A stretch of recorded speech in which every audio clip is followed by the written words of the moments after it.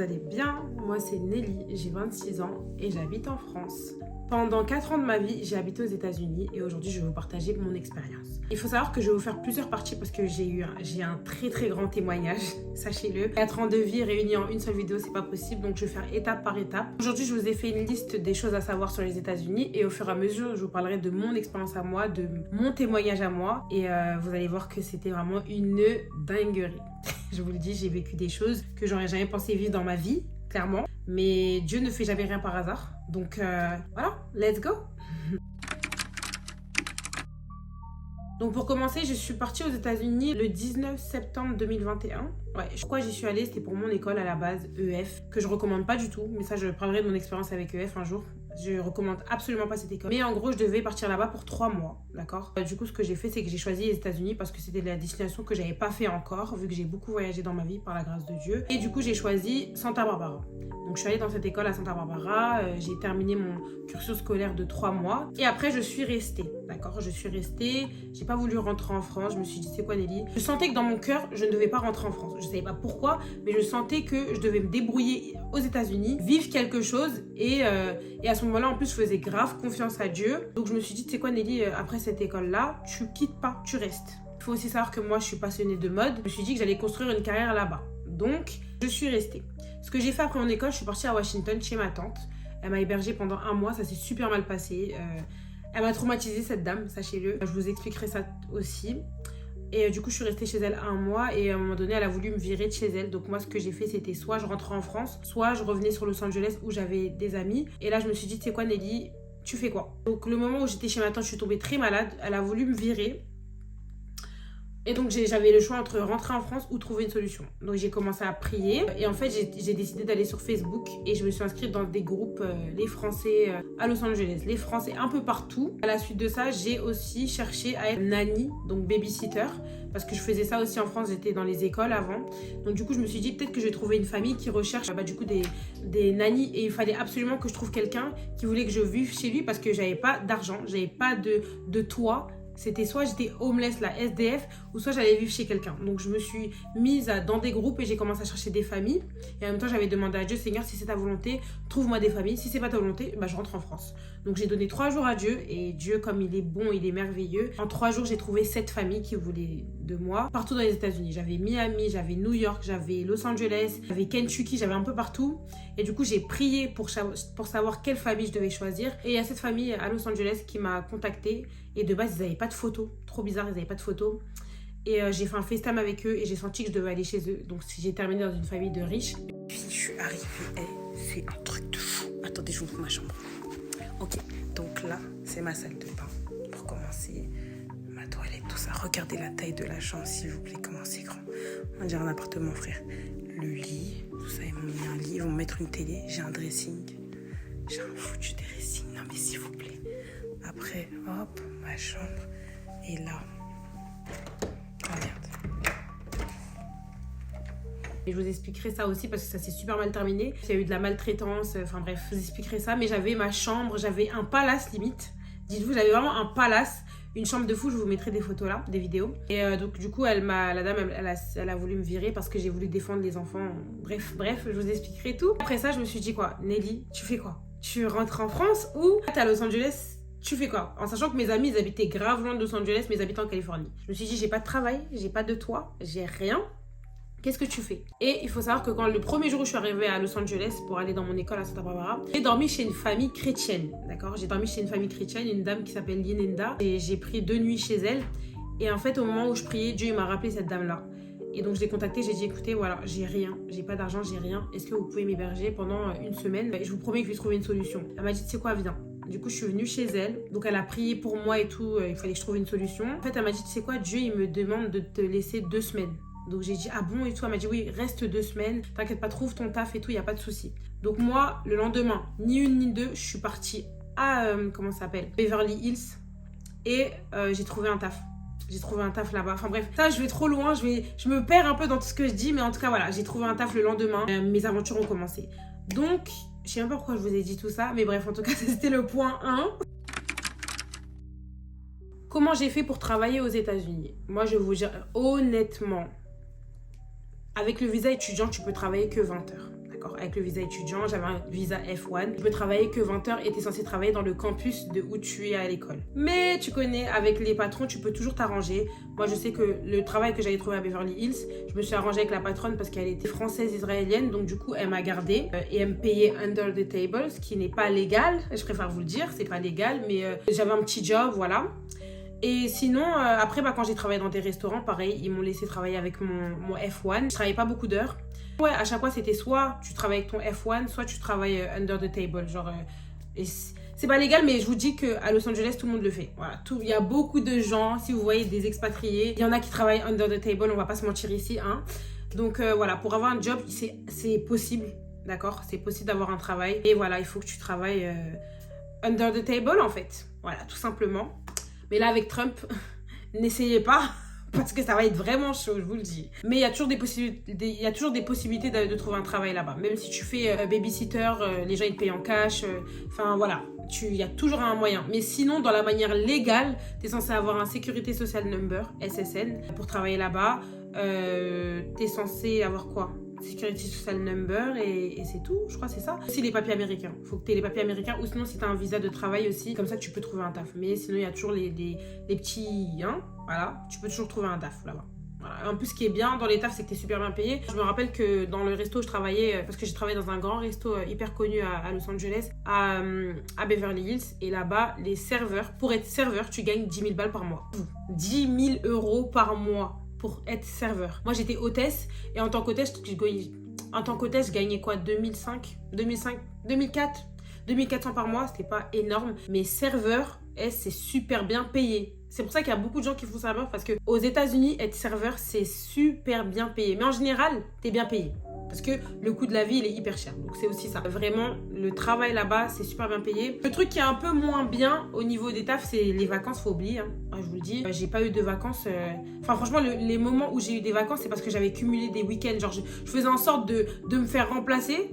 Genre j'ai changé mes jours avec quelqu'un. Mais sinon, avoir des vacances, ce n'était pas possible. Là, je suis rentrée en France, je souffle enfin. Parce que là-bas, tu vis pour travailler. Genre vraiment, tu bosses tellement que tu oublies de vivre en fait. Les gens ne prennent pas de vacances là-bas. Parce que si tu prends des vacances, t'es pas payé. Après, ça dépend des tafs, mais en tout cas, c'est chaud. Hein. Si je prends des vacances là-bas, tu n'es pas payé. C'est-à-dire qu'au final, t'enjoy même pas tes vacances parce que t'as pas de paye à la fin, quoi. Franchement, moi, je vous dis, là-bas, tu bosses. J'ai même fait des 60 heures par semaine. Je vous dis, 70, tu fais des doubles, tu fais des journées entières. Là-bas, si tu veux de l'argent, tu vas bosser. Il faut parler des loyers, je vais en parler des loyers après. Et je vous le dis là-bas, tu vas bosser. Donc vraiment, je vous dis, hein, si vous allez aux États-Unis, ne cherchez pas à être feignant. Ouais, les Français, on est feignants en France. Et là, aux États-Unis, si tu veux vivre, tu vas bosser. À part si tu as grave de l'argent et que tu vas là-bas. Mais en tout cas, si tu es comme moi là et que tu pars avec rien, j'ai bossé. Croyez-moi, j'ai fait tout type de job. J'ai fait n'importe quel job. Je faisais même 3 jobs en même temps. Je travaillais au marché en tant que hôtesse. Je travaillais en tant que babysitter, j'ai tout fait. Tous les métiers que tu veux, là, les petits métiers comme ça, j'ai tout fait. Mais parce que j'en voulais. Et il fallait que je paye mon loyer aussi. Donc vraiment, sachez que si vous allez aux États-Unis, vous allez bosser.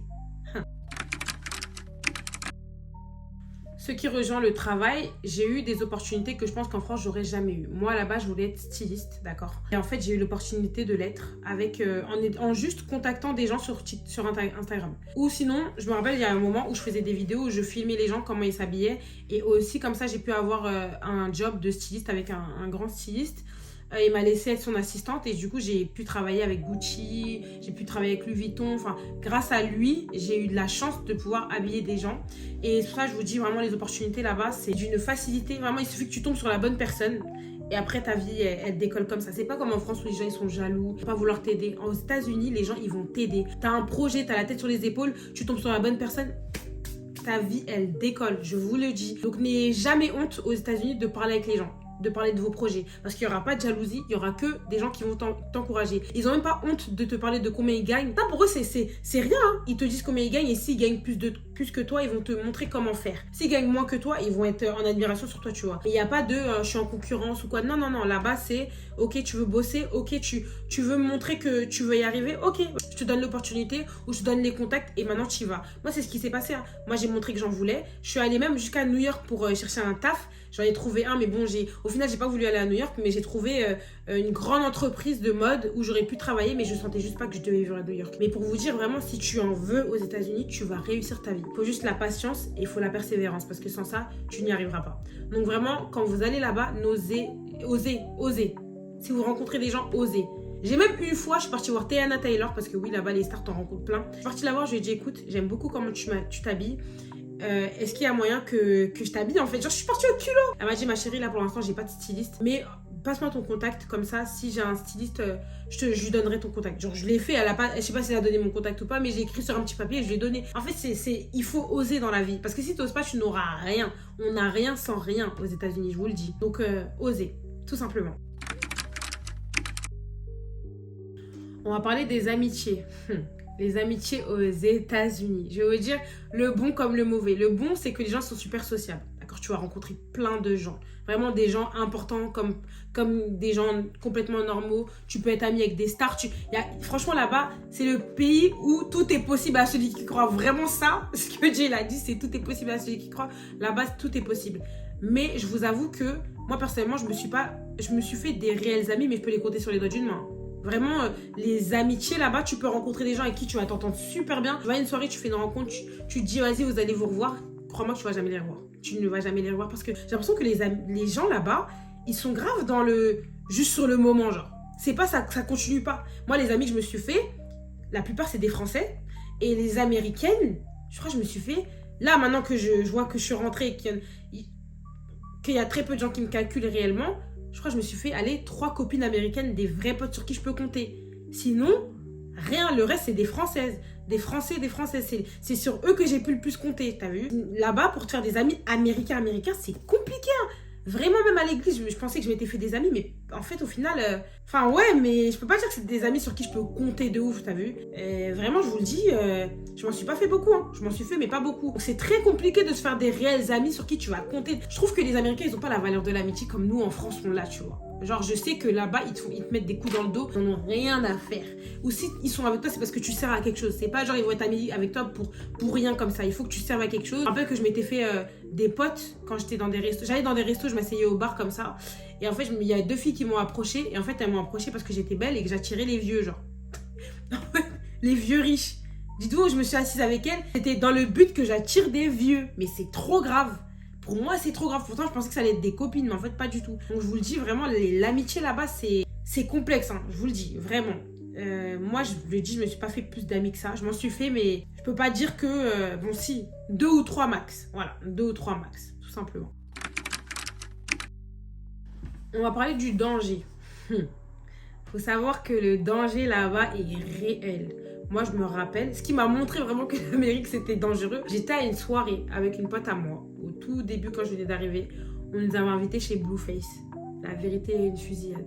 Mais la vérité qu'il y a eu une fusillade. Et vous savez que ça, je me suis dit, ah ouais, c'est chaud.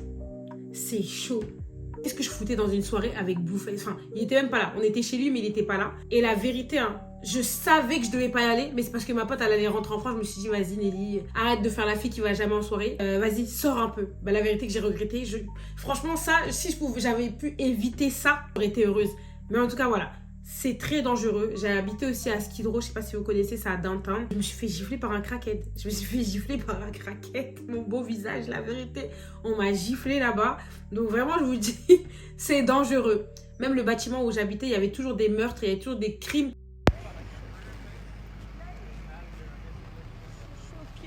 On va devoir attendre. Ils ont tué quelqu'un dans mon bâtiment, mais non, je reviens pas.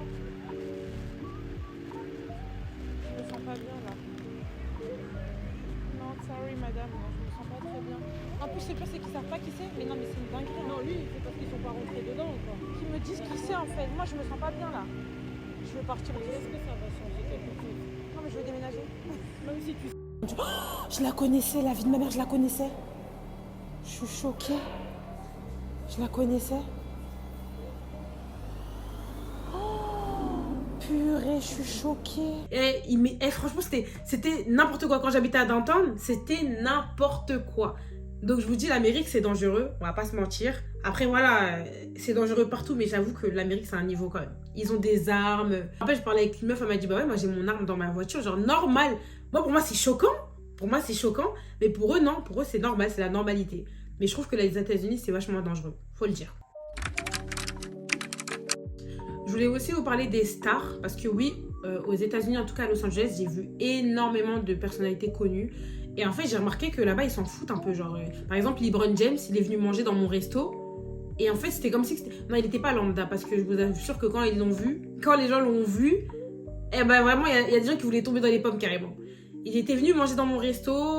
Moi, je savais pas qui c'était. Je vous avoue que je suis pas très fan de basket. Je voyais qui c'était, mais pour moi, c'était pas quelqu'un de ouf. Bon, voilà, m'insultez pas. Pour moi, c'était pas quelqu'un de ouf. Mais quand j'ai vu la réaction des gens, personne n'allait à sa table. Hein, mais les gens, ils étaient en mode truc de fou. T'as vu? Donc, il y avait LeBron James. J'ai vu Teyana Taylor. J'ai vu Giveon. J'ai vu Stormzy. J'ai vu qui encore? Gabriel Solis, là. Comment ça? Eva Longoria. J'ai vu Adele. J'ai vu v'là les gens. J'ai vu le père à Beyoncé. Vraiment, c'est archi facile de voir des stars aux États-Unis. J'ai vu Kate Power. C'est même pour lui que je suis partie aux États-Unis de base parce que j'étais fan de ce gars. J'ai même fait une photo avec lui, je vais vous montrer. Kate Power, c'était un gars qui habitait aussi à côté de chez moi. Et je le voyais tout le temps au final et ça m'a dégoûtée.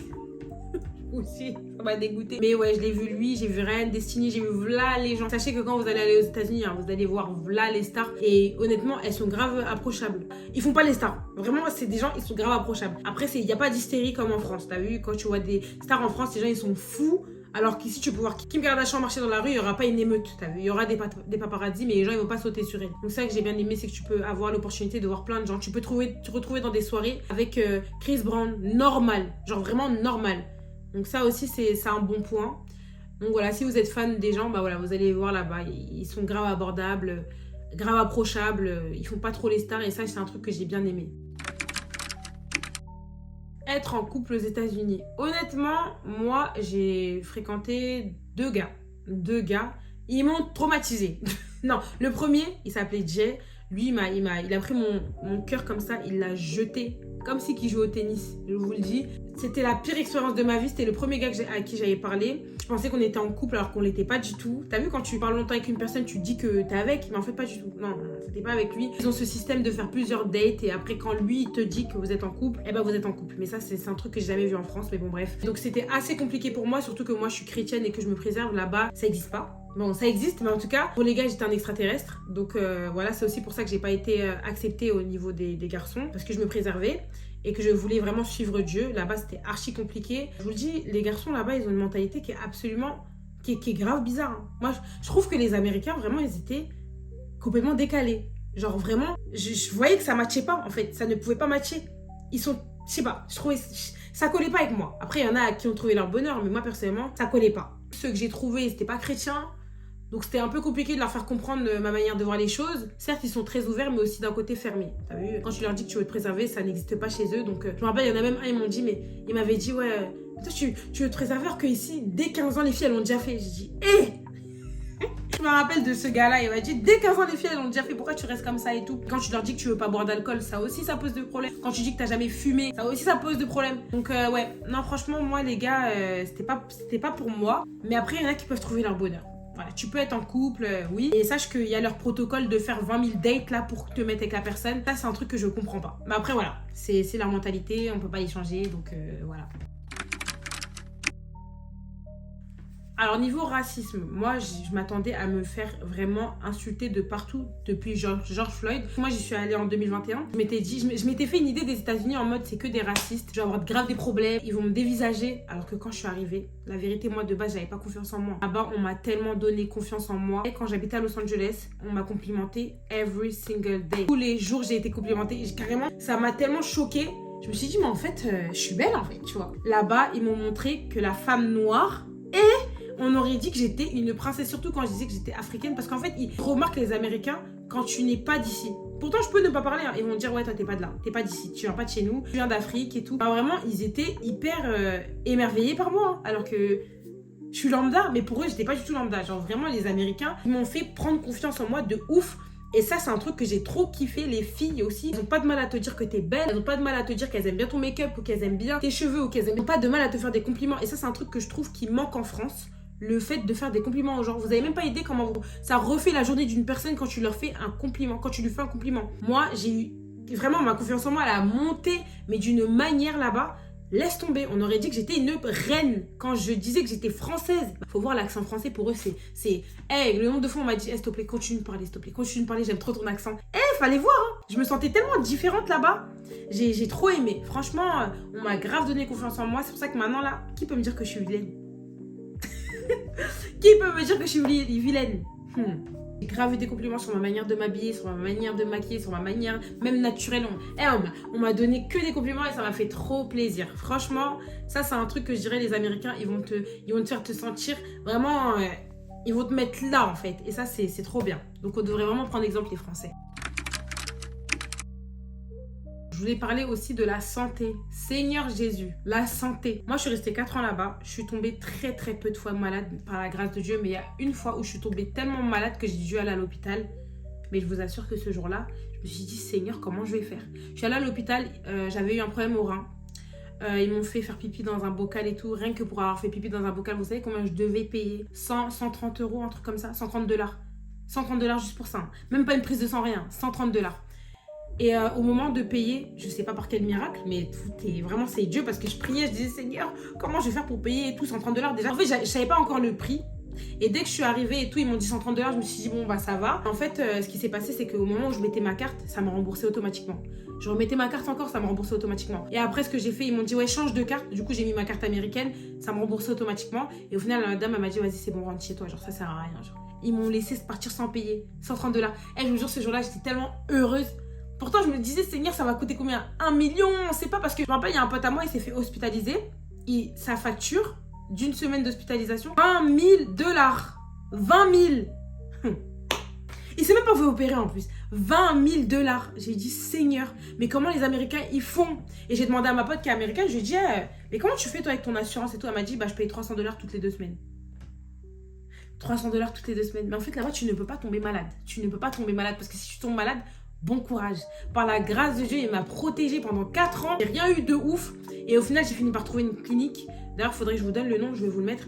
C'est une clinique à Los Angeles où tu payes les soins pas cher. Vraiment pas cher du tout. Je crois que je suis allée pour une prise de sang, un check-up de tout mon corps pour 10 $. Vraiment, c'est...